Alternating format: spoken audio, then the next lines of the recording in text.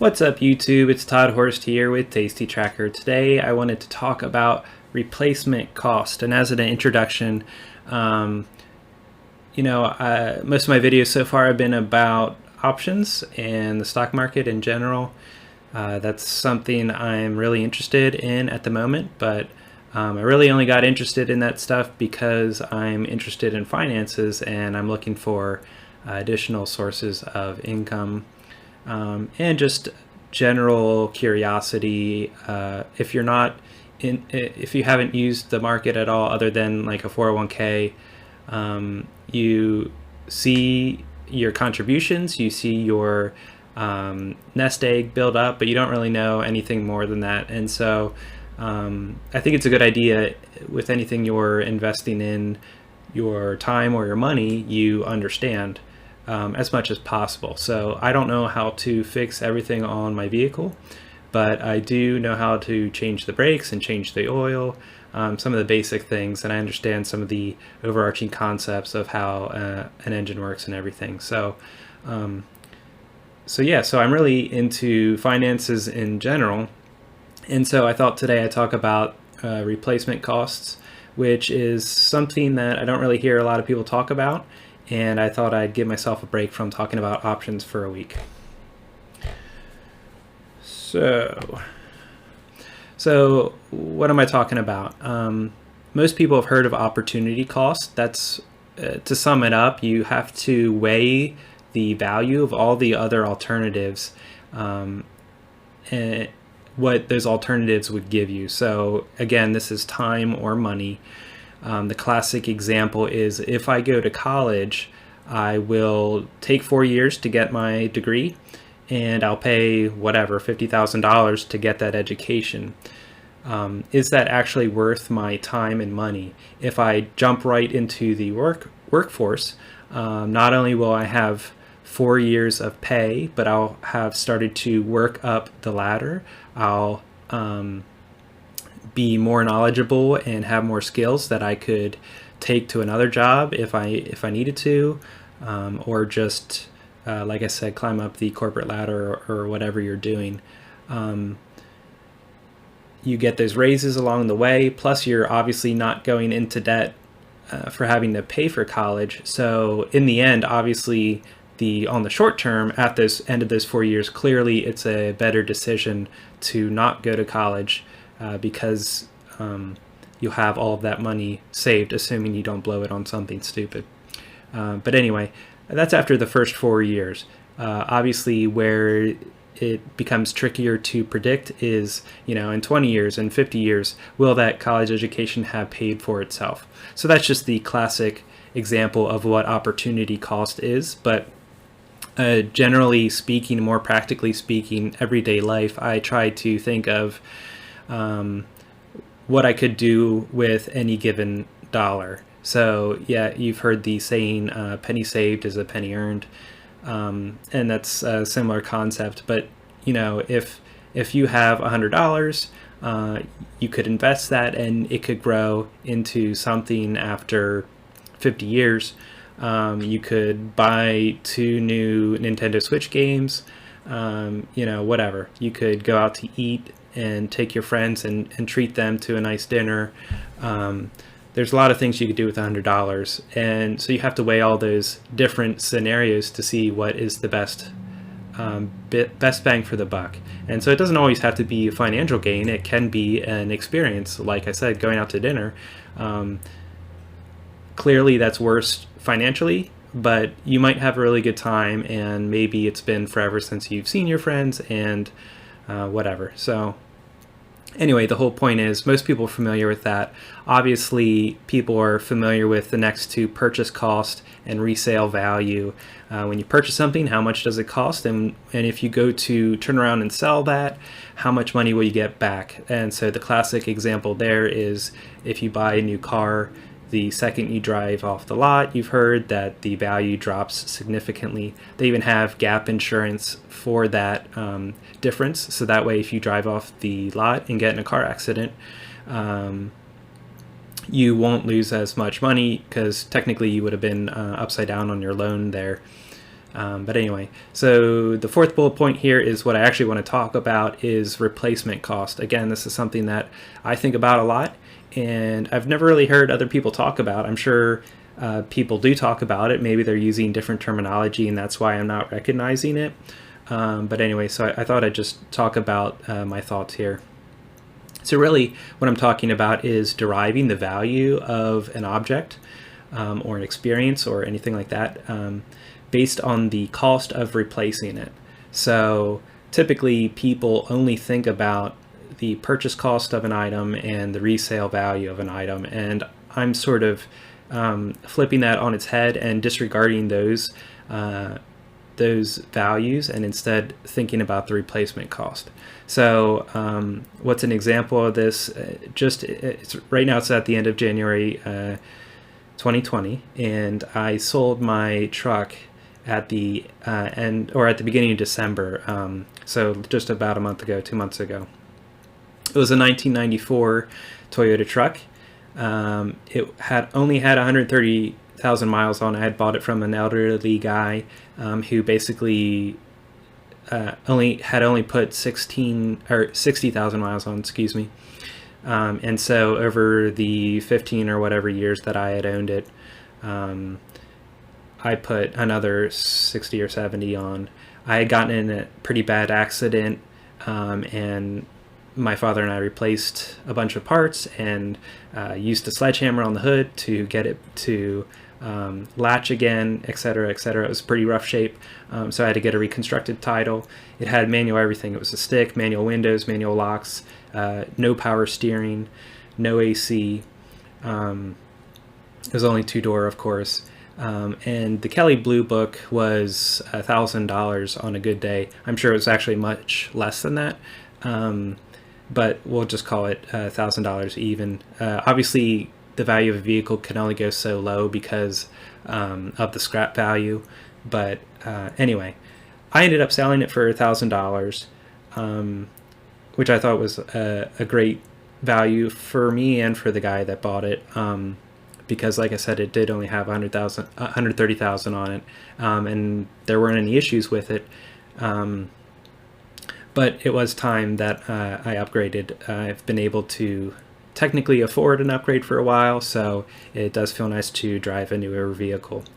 But why did I hold on to that vehicle so long? It's only been worth $1,000 for the last decade. I mean, in 2010, nobody wanted to buy a 1994 truck, especially a very small pickup truck,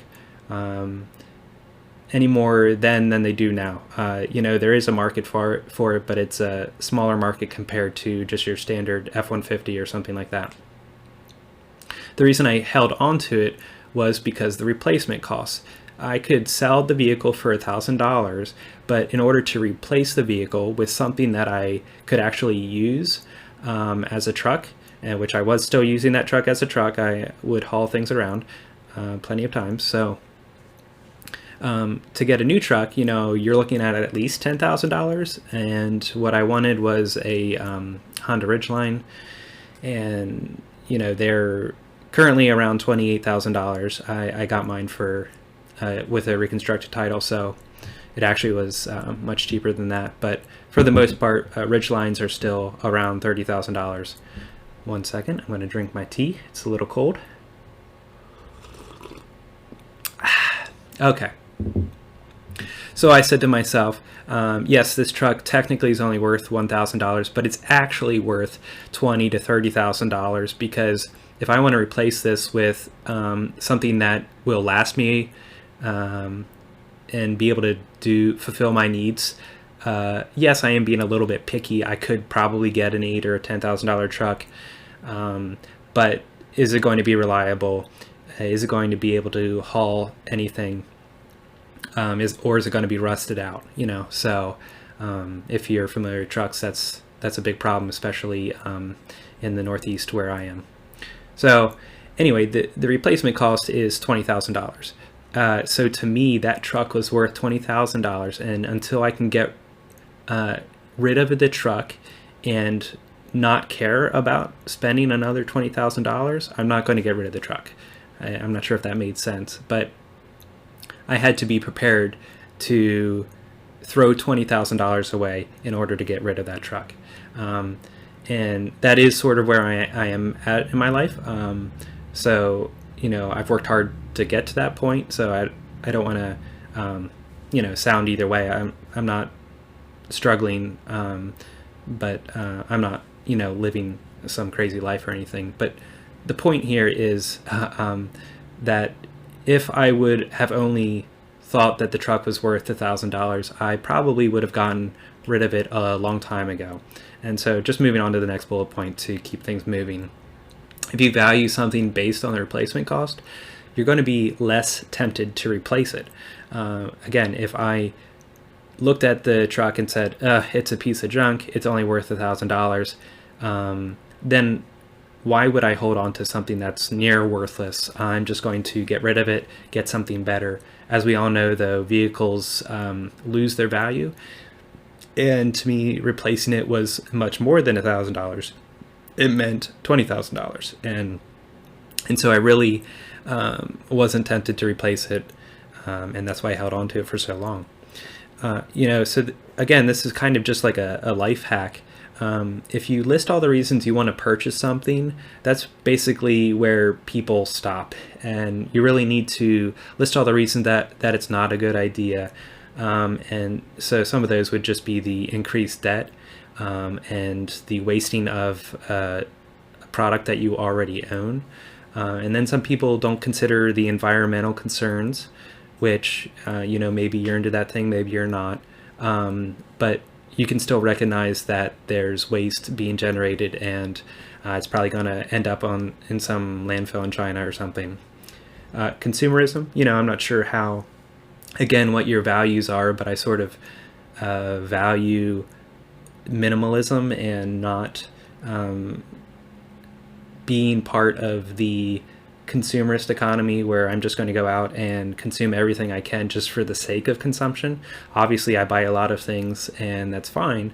Owning things is not a problem. I have lots of things, but I don't want to own something just for the sake of owning it. I want to actually make sure that I'm going to get joy out of that item in order to want to purchase it. And then the last thing, obviously there are many more reasons it may not be a good idea.